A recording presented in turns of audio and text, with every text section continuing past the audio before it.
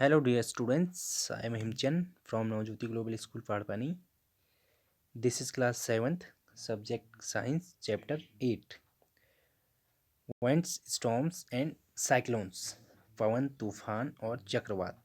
इसके बारे में हमने लास्ट क्लास में स्टडी किया था, जिसमें हमने इसका एक टॉपिक एक्टिविटी के थ्रू भी हमने समझा था, जो एयर एक्सपर्ट्स प्रेशर वायुदाब जब डालती है, इसके बारे में हम एक्टिविटी के थ्रू हमने इसको समझा था कि जब कभी भी किसी क्रियाकलाप में कुछ गर्म करना हो तो बेहद सावधानी से कार्य करना चाहिए, ये हमने पढ़ा था। और अच्छा होगा यदि ऐसे क्रियाकलाप आप अपने परिवार के बड़े सदस्यों की उपस्थिति में करें अथवा इन्हें अपने शिक्षक की उपस्थिति में करें। ये हमने पढ़ा था कि इस क्रियाकलाप में आपको पानी उबालने की आवश्यकता पड़ेगी।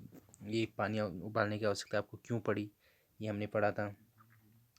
और इसके बाद हमने पढ़ा था जो चक्रवात हैं, साइक्लोन्स, इसके बारे में पढ़ा था कि उड़ीसा में हमने एक स्टोरी के तौर पर समझा था कि उड़ीसा में जब 18 अक्टूबर 1999 को एक चक्रवात ने पार किया था। तो ये सब हमने लास्ट क्लास में स्टडी किया था। आज हम पढ़ेंगे एक्टिविटी 8.2 जो है high speed winds are accompanied by reduced air pressure. जो पवन का जो वेग है बढ़ने पर वायु दाब घट जाता है। अब ऐसा क्यों होता है वो हम एक्टिविटी के थ्रू समझेंगे 8.2। अब इसमें फर्स्ट है ब्लोइंग इनटू द बोतल। जो बोतल में फूंक मारना होता है, तो इससे आगे को हम पढ़ेंगे आगे को।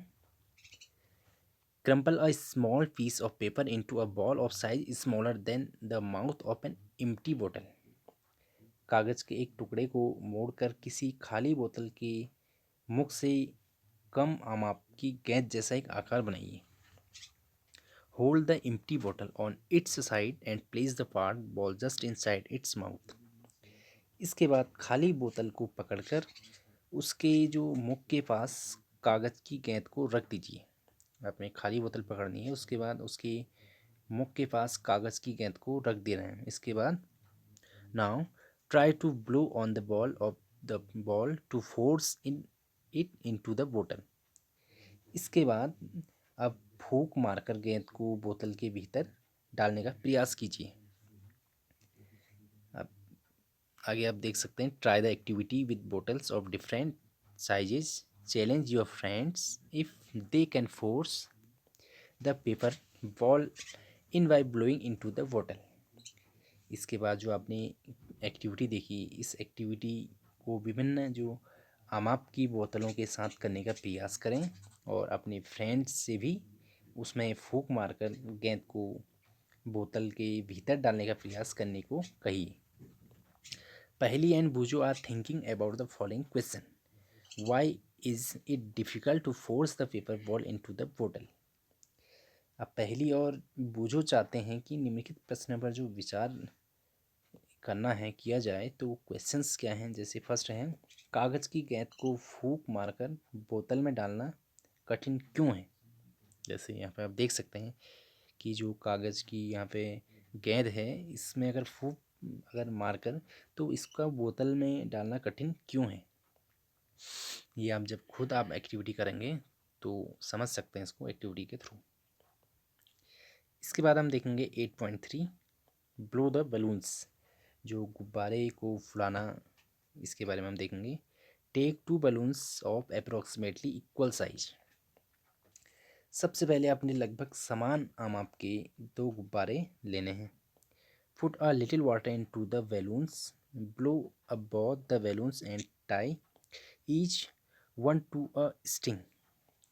इसके बाद गुब्बारे में थोड़ा पानी भर लीजिए, दोनों गुब्बारों को फुलाकर प्रत्येक को धागे से बांध दीजिए। इसके बाद hang the balloons 10 centimeter apart on a cycle spoke और a stick, blow in the space between the balloons. इसके बाद 8 से 10 सेंटीमीटर की दूरी पर उसको लटका दीजिए और जो दोनों बैलून्स हैं इनके बीच के स्थान में फूंक मारिए। फिर देखिए क्या होता है कि what did you expect, what happens. आपके विचार में क्या होना चाहिए, आप क्या देखते हैं? Try different ways of blowing on the balloons to see what happens.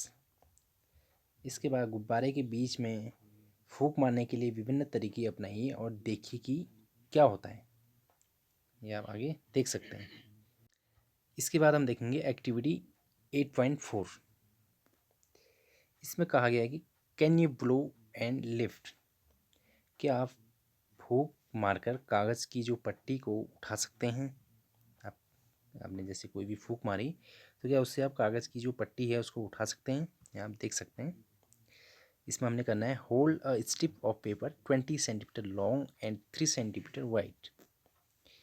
सबसे पहले आपने 20 सेंटीमीटर लॉन्ग और 3 सेंटीमीटर चौड़ा कागज़ की पट्टी को अपने, इसके बाद क्या करना है, between your thumb and forefinger as so in figure 8.4 8.5। Now blow over the paper. इसके बाद पट्टी को अपने अंगूठे और तर्जनी के बीच इस प्रकार पकड़िए कि पट्टी का जो अधिकांश भाग है नीचे की ओर लटका रहे, जैसे कि एक्टिविटी जो फिगर है 8.5 में दिखाया गया है। हम देख सकते हैं 8.5 फिगर। इसमें देखिए blowing over A strip of paper, जैसे ब्लो कर रहा है इसको, कागज़ की पट्टी के ऊपर से फूंक मारना, आप देख सकते हैं। इसके बाद हम देखते हैं आगे, what do you think will happen to the paper. आपके विचार में क्या होना चाहिए? क्या आप देखते हैं जो पेपर्स हैं इसके बारे में आप क्या प्रेक्सिशन कर रहे हैं, वो आप देख सकते हैं कि पहली का जो विचार है पट्टी ऊपर उठ जाएगी, जबकि बूझो चाहता है कि पट्टी नीचे झुक जाती है। तो आपकी जो प्रेक्सिशन किसे सही सिद्ध करते हैं ये हम देख सकते हैं आगे। इसके बाद let us try to understand the observation in activities 8.2 8.3 and 8.4। इसके बाद आइए हम क्रियाकलाप 8.2 8.3 और 8.4 के प्रेक्सिशन को समझने का प्रयास करें। आगे हम देखते हैं, what the observation along the lines you thought, do you get the feeling that increased wind speed is accompanied by a reduced air pressure। अब हम देखते हैं कि जब जो वायुदाब कम हो जाता है और इसमें जब हम अपने बोतल के मुख पर जब फूंक मारते हैं तो मुख के पास की वायु का जो वेग अपेक्षाकृत अधिक हो जाता है। अभी अपेक्षाकृत जब अधिक होता है तो इसके बाद क्या होता है हम आगे देखते हैं कि इससे वहाँ वायुदाब घट जाती है और बोतल के भीतर वायुदाब उसके मुख के निकट के दाब से अधिक हो जाता है। इसी कारण बोतल के जो भीतर की वायु गेंद को बाहर की ओर धकेल देती है। ये हम देख सकते हैं। इसके बाद हम देखते हैं activity 8.3 air expends on heating.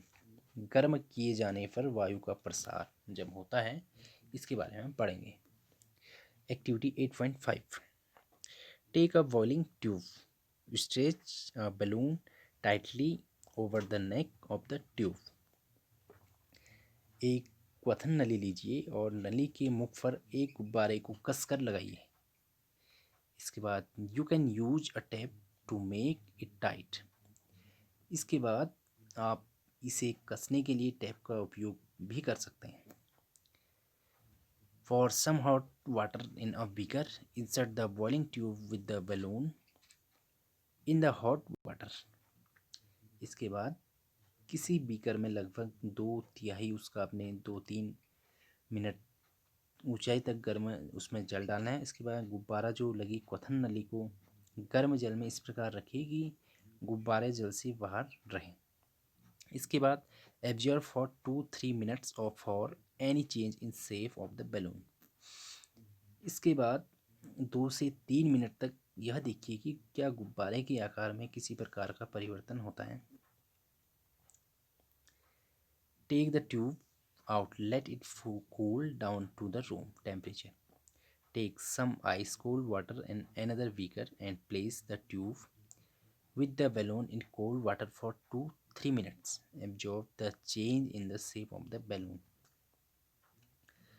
इसके बाद कथन नली को जल से बाहर निकाल लीजिए। इसे कमरे के तक ठंडा होने दीजिए।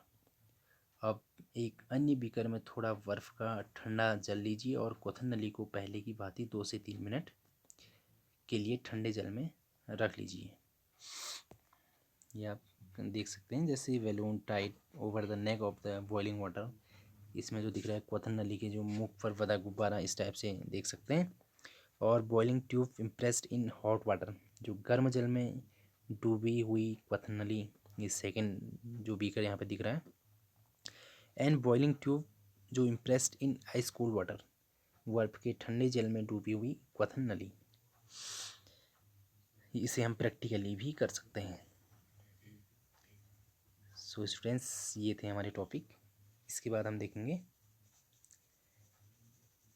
एक्टिविटी 8.6। एक्टिविटी 8.6 में हम क्या कर सकते हैं, देखिए। टेक 2 पेपर बैग्स और empty paper cups of the same size, hang the 2 bags in take 2 paper bags or empty paper cups of the same size, hang the 2 bags in। सबसे पहले अपने समान हम आपकी जो कागज़ की 2 खाली थैलियाँ अथवा कागज़ की 2 खाली कप लीजिए। दोनों थैलों को धातु अथवा लकड़ी की किसी छड़ के 2 किनारों से लटका दीजिए, जैसे आप यहाँ पिक्चर में देख सकते हैं। इसके बाद जैसे ऊपर उठती हुई गर्म वायु इसमें दिख रही है, देखिए, हॉट एयर राइजिंग। इसके बाद आपने क्या करना है, the inverted position on the 2 ends of the metal और वुडन स्टिक। इसके बाद tie a piece of thread in the middle of the stick.